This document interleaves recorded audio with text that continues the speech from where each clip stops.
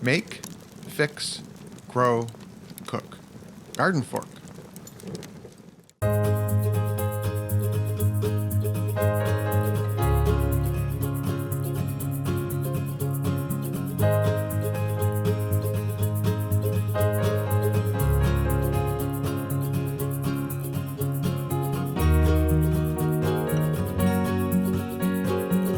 What fun, huh? It's like 3:30 and the sun's going down. I forget that it's winter because we don't have snow. It's been really warm this fall. But this is the time to start thinking about your sap season. You know, if you've been watching some videos, or you're thinking, I have some sugar maples, maybe I can make maple syrup, or I've been doing it a couple years now and I thought I'd share with you some of how I should be prepared. Maybe I'm not. The drone footage and where I am now is in my neighbor's fields, and about half the trees I tap, the sugar maples, are on his property. Super nice people. They're really nice to my wife and I. They have the black labs you sometimes see in the videos. And this is a giant sugar maple that you can probably see some of the tap holes. I don't see any. Well, there's holes here that have been healed up. Take it from me. But my point here is that even it's sap season for us starts President's Day or Daytona 500 Day. My arm is starting to hurt. Let me switch hands here.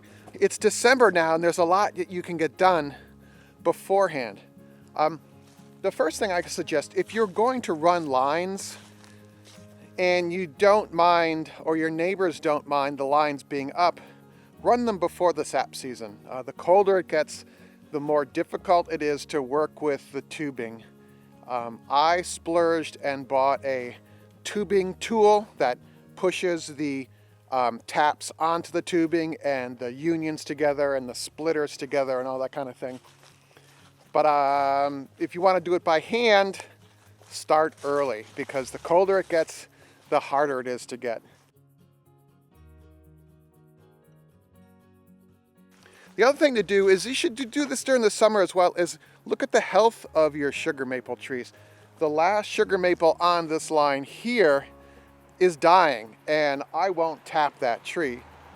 That tree is past its prime. It's probably hollow. Some of the big sugar maples you see, a lot of them are actually hollow inside. It's interesting when they cut down a big one around here or a big one falls. We use a gravity feed system, so think about where your taps are going to start and where they're going to end. This is not a sugar maple. I have a couple of videos about how to identify sugar maples, and also you can tap red maples as well. But around here, this is Northwest Connecticut, a lot of stone walls, and then along the stone walls are sugar maples. And then up in here is a big woods, and there are more sugar maples here. The sugar maples along the road, the sap will run earlier. They say, my old timer friends say, because of the asphalt, the roots are under the asphalt. The sun warms up the asphalt, which warms up the roots, which causes the sap to run sooner. It might also be that the tops of the trees don't have any congestion around them from other trees, and they warm up faster as well. I don't know, if you have some thoughts on this, I'd like to hear from you. But think about where you're going to run your lines and where you're going to put your barrels. And if you really want to think forward, put pallets out now where you're going to drop your barrels. And the other thing to think about is how you're going to collect. Are you going to do in buckets or lines and barrels?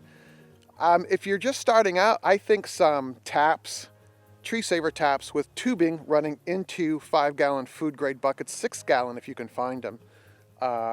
That's the way to go. And then you can move up to some sap lines. You know, if you're like me and you kind of do a deep dive into things you're really excited about, then you go get the sap lines. And I actually overdid it, and I got a big bulk pallet tank to store my sap, and the sap froze in it.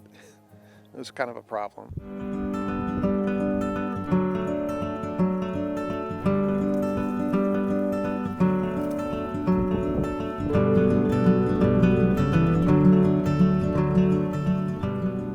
A little bit of a change since shooting part one of how to prepare for your maple syrup. So this is a good example of you should really start preparing in the summer to identify your sugar maples, because at this point, which of these trees are sugar maples?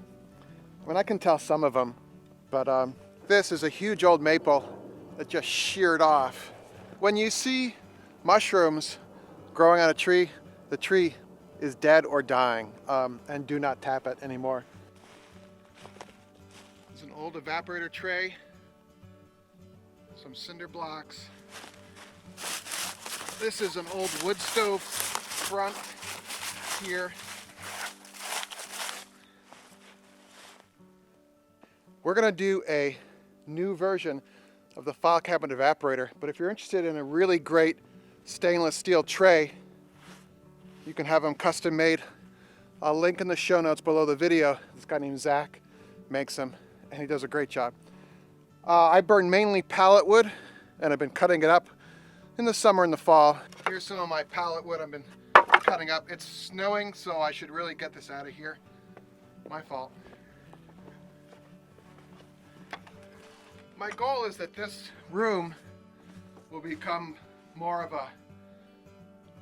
more organized than what it is. But there's my flat tank that I put in the trailer, some pallets I have to cut up, and then up here I'm starting to put my stored wood. Oh, I've been looking for that. So this whole thing will be stacked with wood, ready to go. My neighbor said, hey, I got these pallets. I'm like, great, I'll be here. He goes, no, I'll come over. And he dropped them here, so I just have to cut them up. But that's a great neighbor, who I think watches GardenFork, who just like brings it to you, and it's one less thing you got to do.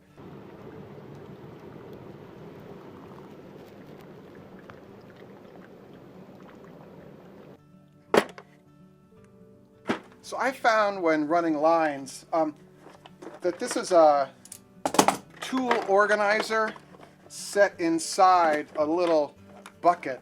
And this makes it really handy to bring stuff around when you're tapping trees and doing lines. A couple of things that you should buy. Maybe you don't have to do it the first year, but a tubing tool. Man, does this thing save frustration and your fingers. And when it's cold outside, this thing looks a little goofy. I bought this one on eBay.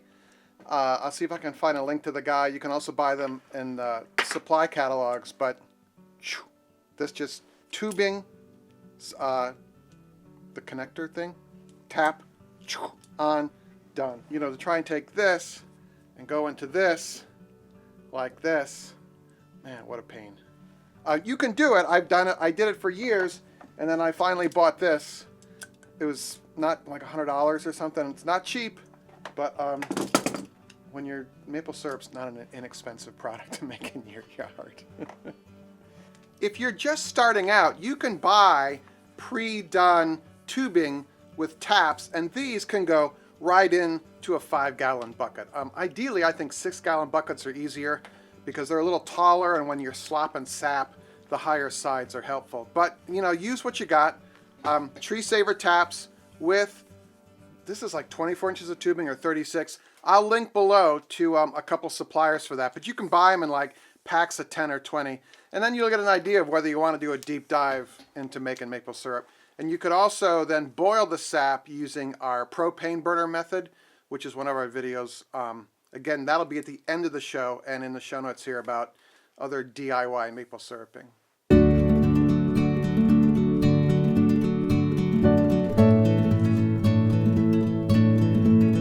So we've had a stretch of warm days here, and I was talking about prep before, but I thought, okay, it's warm, let's just get the lines up. I'm not drilling the tap holes, I'm not tapping the sap, even though some of these trees have little cracks in them and you can see the sap run out sometimes in the winter. But it is kind of an enormous relief. Running sap lines when it's really cold outside is not a lot of fun. So this is where it terminates here. And what I did do this year is I put down, since I can get to I'm not running lines in the snow. This will get covered in snow, but I pretty much remember where it is. You know, these are 3 big old maples along the stone wall along the road, and these will run first. And then I have maples up in here in this woods tapped as well, and they will run a little later because right here is a big field and the sun comes up. Well, the sun is right in that clouds right there. I don't know if you can see that. So, I don't know, I fired up the rig here. And of course, something else to think about, which I was like, well, let's tell about this in a video, is bring all your tools because you're going to need them. I forgot this. So I live just 3 houses down, but I had to go, because I had to cut the lines and put new terminators on them. These are really cool you loop these around the end of the tree. This one and this one go around the tree. This flows through for your taps at the end. This is a great way to end the line at the top. And I had to cut those and redo them. And I was like, oh, I need this. So bring more tools than you think you need, and you can do this cool stuff. So what do you think? They don't want to go outside. But floating right here should be some more of our videos. Or check the links. Might have to click the down arrow to learn more about me and Eric's world. I list my tools down there, some of the supplies for maple syrup, and just go out and try it. See if your family wants to do it, or one of your neighbors, or your buds, or your little yellow lab friends here. They don't like maple syrup, actually. Charlie, you like maple syrup? Yeah, no reaction. Do you like cheese? She likes cheese. She's just ignoring me. All right, so tell them to make it a great day. Make it a great day, guys. Thank you. Thank you again for watching. I appreciate it.